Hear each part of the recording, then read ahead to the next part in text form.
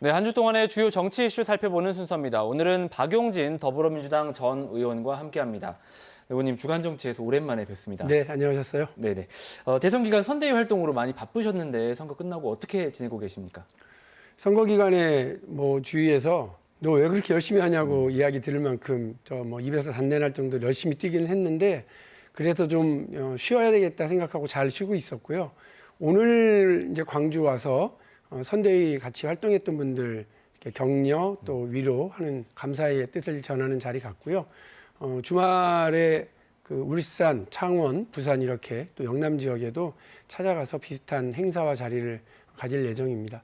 네, 사실 시간이 좀 지난 것 같지만 아직 이재명 정부가 출범한 지 2주도 채 지나지 않았습니다. 지금까지의 성적표를 주신다면 의원님께서 어떻게 해주시겠습니까?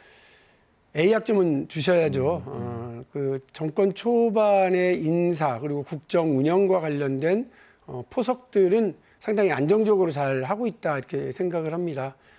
국민들께서 기대하실 바가 크실 텐데 하나하나 닥쳐 있는 국정 과제들 또 필요한 인사적인 조치들 이런 것들 잘 앞으로도 A학점을 쭉 유지하면서 해나갈 거라고 생각합니다. 지금까지의 과정에서 논란이 된 주제는 역시 인사입니다.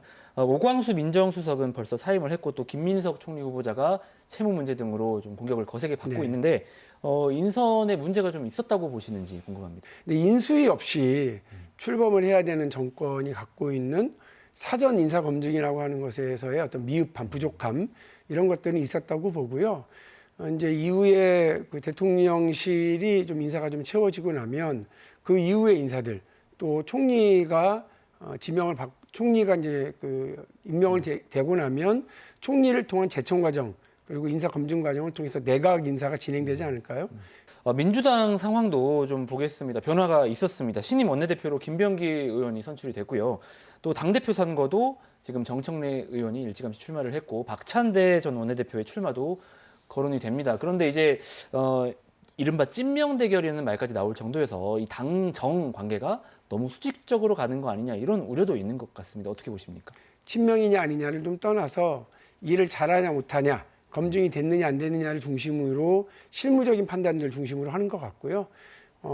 아무래도 이제 여당의 운영에 있어서는 대통령하고 좀 그 손발을 맞춰봤었던 사람들, 친명이라 불렸던 사람들이 키를 쥐고 움직인다고 하는 것이 국민들 보시기에도 또 당원들 보시기에도 국정 운영 초반에 안정감을 더하는데 필요한 조치가 아닐까 생각들 하실 거예요. 그래서 이 상황은 예정된 수순이다. 그리고 그렇다 하더라도 내년 지방선거를 이겨야 되는 민주당으로서는 할 말은 하고 또 정당의 좀 어떤 활력 있는 운영 이런 것들도 잘 펼쳐나갈 수 있는 지도부가 서게 될 거다. 이 말씀도 드립니다. 알겠습니다. 할 말을 하는 존재라고 하면은 사실 민주당 내에서 의원님을 많이 꼽을 수밖에 없는데 그런 상황인 만큼 이제 의원님께서 어떤 역할을 하실지도 더 중요하고 또 궁금해지는 대목인 것 같습니다. 새 정부에서 어떤 역할을 요청받으신 바는 없습니까? 아직 없고요. 그 이제 왜 그러는지 모르겠습니다만 주위에 많은 분들이 혹시 그런 전화 안 왔냐는 전화를 많이 하시고 네. 또 이제 개인적으로 만나면 많이들 물어보시고 하는데 선별하는 과정들이 필요하기 때문에 국민 추천제를 통해서 또 국민들의 추천도 받고 있고 또 여러 루트를 통해서 다양한 사람들을 추천받아서 지금 준비를 하고 있다고 생각을 합니다. 무엇보다도 능력 있는 분들이 그런 과정을 통해서 검증받고 또 자리를 찾아나갈 수 있도록 했으면 좋겠고 저보다도 능력 있는 분들이 줄을 섰기 때문에 언감생심 저한테 전화가 오냐 안 오냐가 그거가 지금 중요한 상황은 아니라고 봅니다. 요소요소의 적재적소의 어떤 인재 등용 꼭 좀 진행됐으면 하는 바람을 저도 갖습니다. 그럼에도 불구하고 이제 기대되는 역할이 있다면 하실 수 있다 이렇게 봐도 될까요? 언감생심이라고 하는 건 내가 어떻게 그런 생각을 갖겠냐 이겠습니다만 그 대한민국을 위해서 국민들을 위해서 혹시 제 역할이 필요하다고 그런다면 그거를 피하거나 마다할 생각은 전혀 없습니다.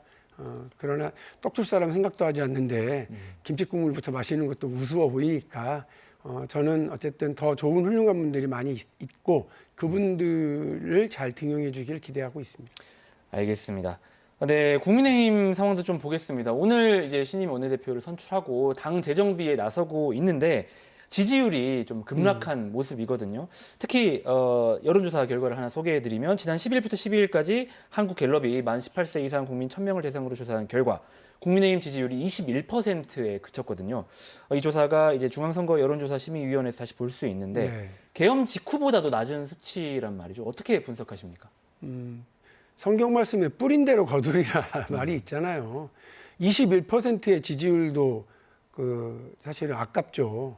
왜냐하면 국민의힘의 제 아는 의원님들이 서운하다 그렇게까지 얘기할 필요가 있냐 얘기할지 모르겠으나 아니 내란 동조한 거 아니에요. 그 내란 동조당으로서 반성과 쇄신을 이제 와서 한다는 게 무슨 의미가 있습니까? 송원석 의원님 같이 국회에서 일도 해봤고요. 또 뭐 말씀이나 주장 같은 걸 잘 아는데 사실은 어떻게 보면 지금 국민의힘의 주류 친윤 이쪽의 지원과 입김을 받아서 당선됐었을 가능성이 상당히 있어요. 능력 있는 분이시긴 하지만 그렇게 되면 상당히 제한된 변화 그리고 한계가 분명한 혁신의 길을 갈 수밖에 없을 것 같아요. 큰 기대를 갖지는 않습니다만 송원석 의원이 국민의힘이 처한 위기 또 한국 정치의 여러 위기를 잘 헤쳐나가는데 역할을 좀 해주시고요. 대한민국 전체가 좀 정상화되는데 여러 협력적인 좀 관계를 좀 맺어주시길 기대하겠습니다. 알겠습니다. 이 야당이 된 국민의힘이 내부 혁신을 제대로 할 수 있을지 이 부분도 좀 지켜봐야 될 대목이겠습니다. 지금까지 박용진 전 의원과 주간 정치 함께했습니다. 의원님 오늘 말씀 고맙습니다. 네, 감사합니다.